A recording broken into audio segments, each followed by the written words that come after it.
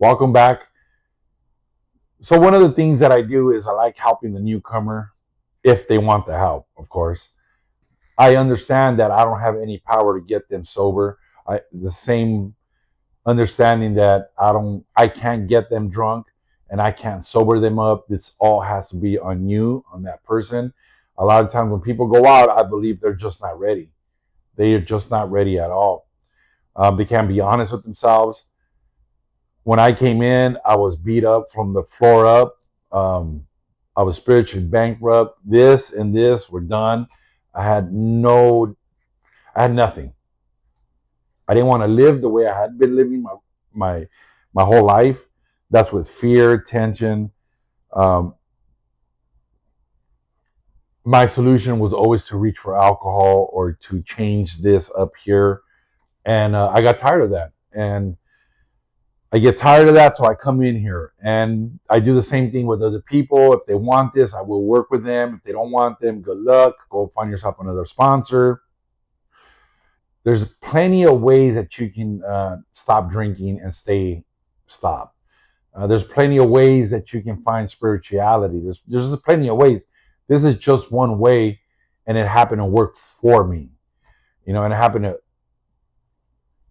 keep me sober and have this spiritual awakening. So this helps me. So I'm gonna help out the next person that needs the help. Anyway, so I'm helping this kid. He's a young guy, and I've known him since 2013, 2014, and he's been going in and out, in and out.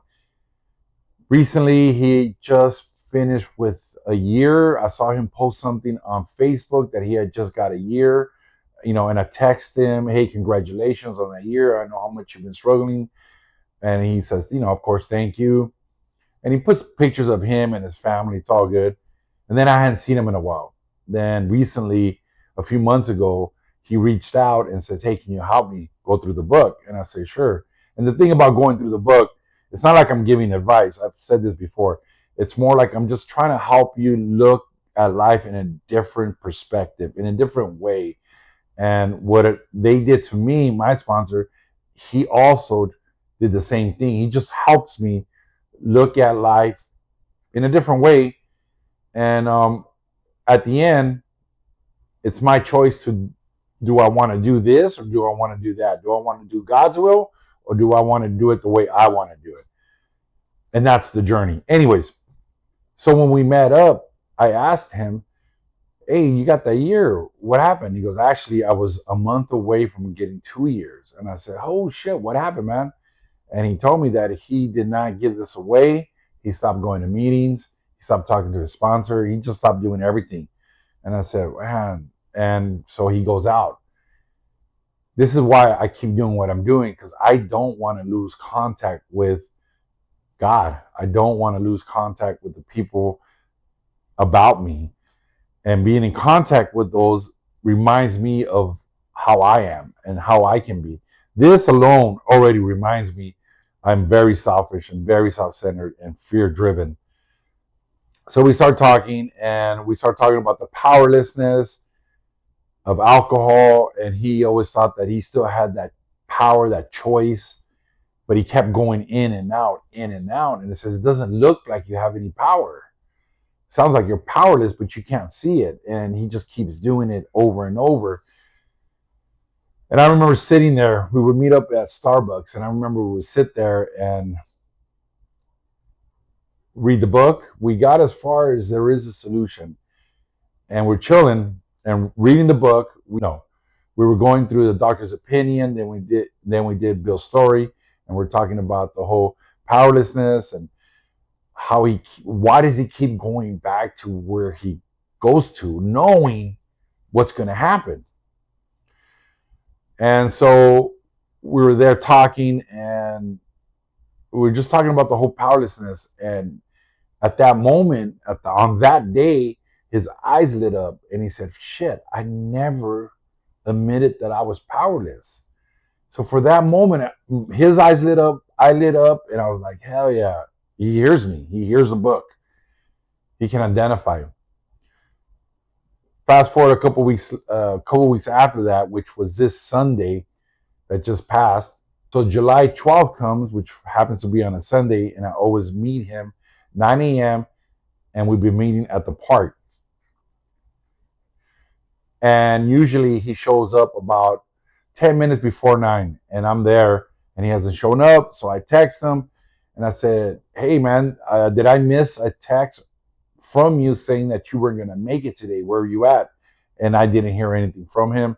So I ended up going to my meeting at 11 o'clock. And then I get a phone call during the meeting. So I let it just ring. And then I get a text, "Hey, this is so and so. I'm so and so's girlfriend. Can you call me?" Of course, my mind says, "Well, this can't be good."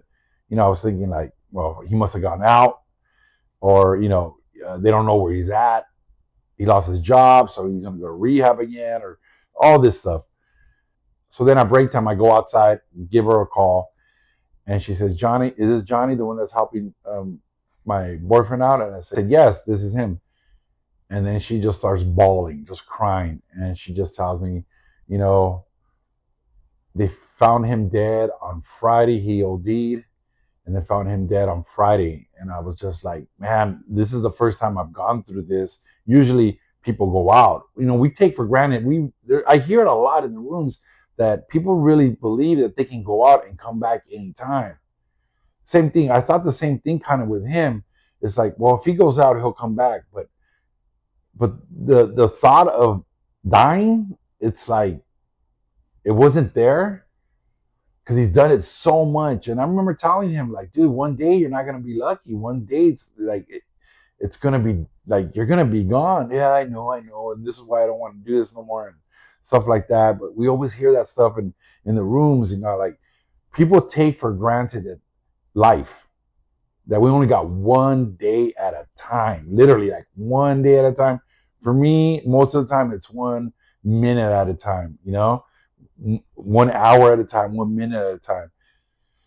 And anyway, so she tells me like, yeah, she's crying, poor thing, she's just crying and telling me that he OD'd and he passed away. He's not with us anymore.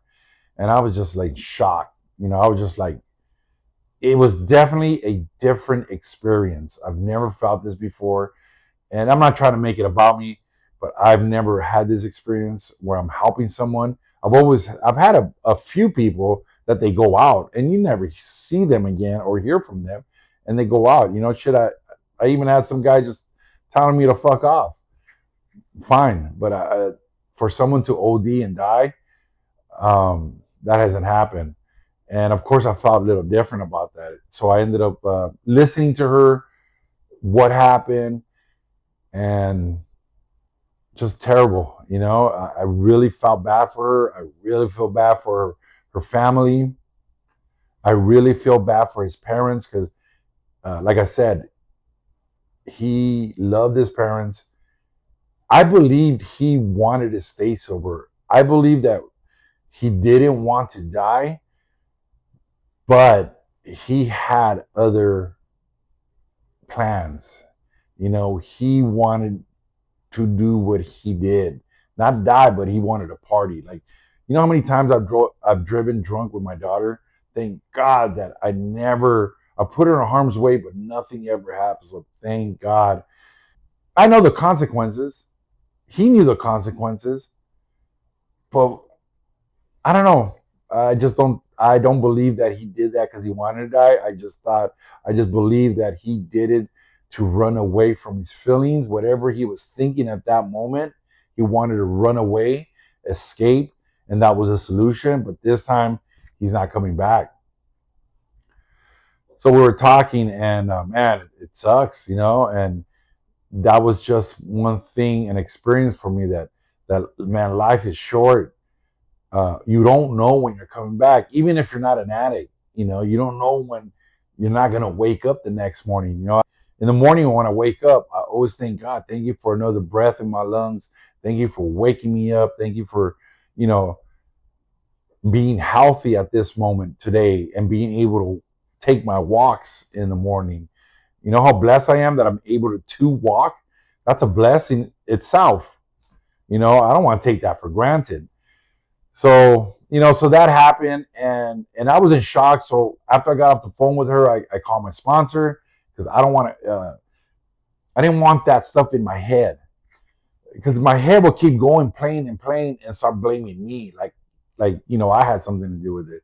But I know that I had nothing to do with it. All I did was be of service and be available for him. So I talked to my sponsor. We had a talk, and then I went back to my meeting. I shared about it at the meeting. Um, I get in my car. I don't know what I'm doing. I call my friend, and she's at this arts and crafts in Covina, and I wasn't planning on going there. And then I tell her what happened, and then she goes, "Why don't you come over here and hang out?" And I had no answer but to say yes. On my way. Again, that was not the plan. So I ended up going to Covina for that arts and crafts. And I did a bag for my granddaughter, and she was so happy. She was so excited that I made something for her. But that's God right there. My plans were different. All I had to do was listen to my friend and follow her suggestion, and I end up going over there and and just had a good time with the people that were there. We were listening to music, listening to some Madonna, heard people laughing, heard people just having conversations about life, and it helped me get out of myself, and and that's where I was supposed to be at that very moment. So it just man, it's a trip. It really is. Whoever's in your life, if you haven't told them you love them, if you haven't given them a compliment, if you haven't done something that you want to do it. Tell the people that you love them. Tell them how much you appreciate them. Don't just tell them, show them. Show them how much you appreciate them. I know for me, I try to do that with people. So it sucks that he won't be with us anymore. I really wanted him to get this. I could have all the passion I want, and I can't not transmit that passion to you. I can just help you see things in a different way, and hopefully that would change your perception in life, and hopefully you will see that there's another way of living, there's another way of living a life. And again, if you guys, anyone out there is having a hard time with life, call somebody. You don't have to go through this alone. You just pick up the phone and talk to somebody. You will be surprised how many people will actually understand. That's the biggest thing, is that, oh, you won't understand. No, you won't understand. Try me. Let's talk. You know, let's see what's going on in here. I pray for the family. I pray for her. Um, he's not suffering anymore. He doesn't have to battle this illness between his head. But man, my friend always says, like, many are called, but very few are chosen. You know, to me, that just means that I got called for this, but I was willing to receive God's way. I was really willing to receive the 12 steps of recovery, because I was just sick and tired of living the way I was, especially the way I think, and how the attachment of emotions and feelings are so attached to the way that I think, that they're not facts, but at the moment they seem real. So that's why I got to call somebody and talk to these, whoever it is, talk to them. Hey, check this out. Whether you want to go to a therapist, religion, spirituality, something, get some help. Call someone, talk to someone. You don't have to live life alone. For whatever crazy reason, this thing says, oh, you're going to do this alone. So you don't have to live that way. So may he rest in peace. So, all right, peace out.